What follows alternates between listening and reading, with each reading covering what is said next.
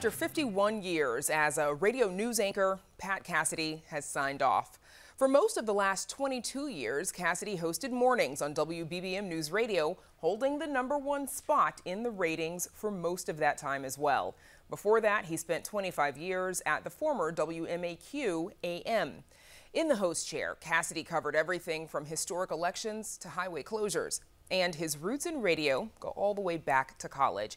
And Pat Cassidy joins us now. Pat, it is good to see you. You and I actually worked together some 8 years ago when I was new to Chicago at WBBM News Radio as well. And congratulations. Well, thank you, Brad. It's good to see you again. It's has been 8 years. Wow. A lot can happen in 8 years. Yes, Absolutely. Solid reporter, a solid anchor, and you're doing great now, and good for you. Thank you so much, and good for you as well. You know, you wrapped up your career with WBBM at the end of last year.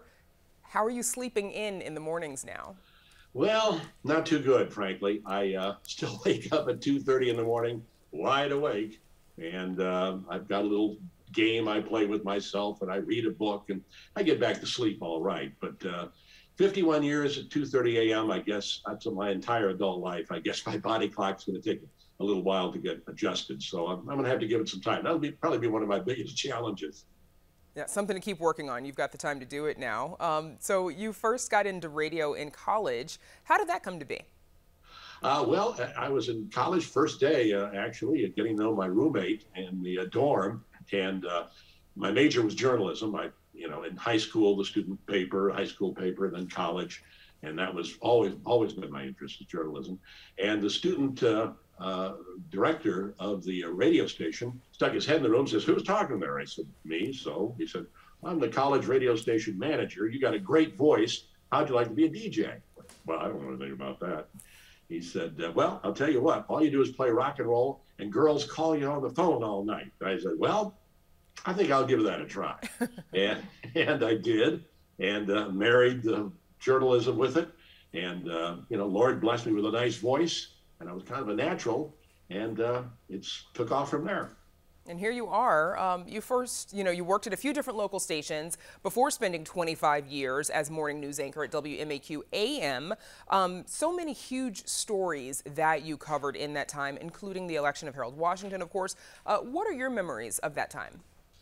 Well, I think probably one of my great memories starting off was the country music days on WMAQ. I was the newsman. We did a morning show called the Good Morning Guys with Lee Sherwood was the host, and Tim Weigel was our sports guy, and Jerry Tapp was our weatherman. It was Tim Weigel's first broadcast job was with us, and Jerry Tapp, one of his first radio jobs. And we had a great program. We got great ratings. I did the news, and it was kind of a lot of humor and so on and so forth. And the news was always there for me, and covered stories accordingly. And then it became kind of a talk station. Worked with Mort Downey Jr. and Drew Hayes, and then it was sold to Westinghouse. That was NBC. It was sold to Westinghouse in 1988. Became WMAQ All News, traffic and weather together on the ones. And the stories, well, just think about the things that have happened since 1975. I think certainly one of the biggest things, story-wise, was 9/11. That was, of course, in 2001 at WBBM. I was working with Felicia Middlebrooks at the time, my co-anchor for most of my time at BBM. And, it started off, we took turns. Somebody runs the board, the equipment, the other person kind of sits in the anchor chair. And I happened to be running the board that day in anchoring. And we got the editor said, "Well, we got a plane. It looks like a small plane, maybe a suicide hit a building in New York, but let's switch to it." We got a picture, visual. And remember, we're getting this really before social media even existed. And before, really, we're the fastest medium at that point. And we saw right away that it was the World Trade Center. It was a big plane, and the weather was perfect, and something was not right. And well, the rest is history. And I think probably, and I'm very proud of this, Felicia and I really kept our emotions in check. It was hard because, we're human beings too, and Americans, and we're seeing this carnage and chaos, and everyone on the Kennedy Expressway and Eisenhower and Dan Ryan, they have us as their eyes. So we had to keep it calm. We had to keep it cool, because you don't want their anchor saying, oh my God, because it will cause a panic. So we kept it cool and calm. And I remember saying, ladies and gentlemen, those trademark World Trade Center towers aren't there anymore. And It was a very powerful moment. Chokes me up even to this day. But we got through it. And, I'll tell you what, it was a powerful day. We got through it. And I'm very proud of how we handled that. But that was certainly the biggest story that we covered in my entire career. And hopefully there won't be another one like it. And certainly as journalists, we know that we have that front seat to history and are witnesses to history, as many of us were that day. Quickly, when you talked about that move from WMAQ to WBBM News Radio, beginning that, that long time sharing of the microphone with Felicia Middlebrooks, any bumps in that transition, switching over? No, I think for me, I had to remember to say WBBM and not WMAQ, which I've done for 25 years, and say, traffic weather together on the 8s versus on the 1s, which I'd done for 13 years there.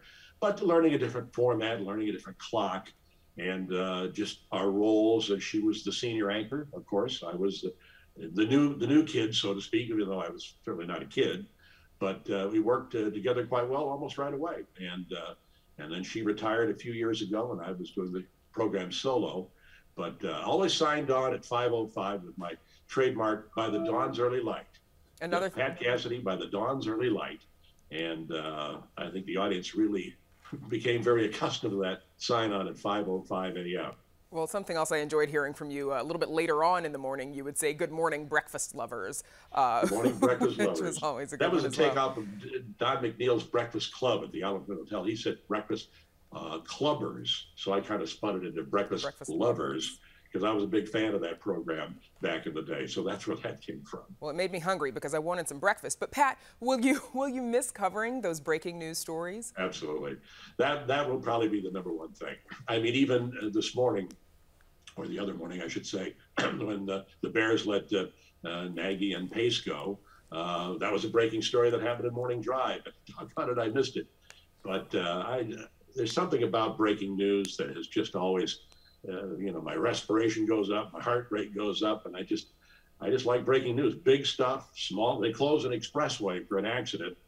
I get all worked up because I'm telling people, and they're hearing it for the first time, and that connection with people, and that's really what it's all about for me is the audience, listening to what they say, listening to what they have to, their impact and the relationship with them, and that's always been about the audience for me all along.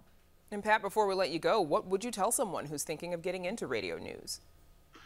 Well, I would say learn all you can learn about every type of news, and don't be a one-trick pony. Don't just know a certain type of news. Learn sports, learn weather, learn news, different types of news, national news, international news. Read a lot, and stay on top of things. And of course, social media has changed the whole paradigm too. But beware of social media. Make sure things are vetted and before you put it on the air. So I would say that. Read a lot too. Absolutely. Pat Cassidy, an honor and a pleasure. Enjoy the days of, hanging with the grandkids and the golfing and the fishing, and best of luck. Thanks so much for joining us. Thank you, Brandis.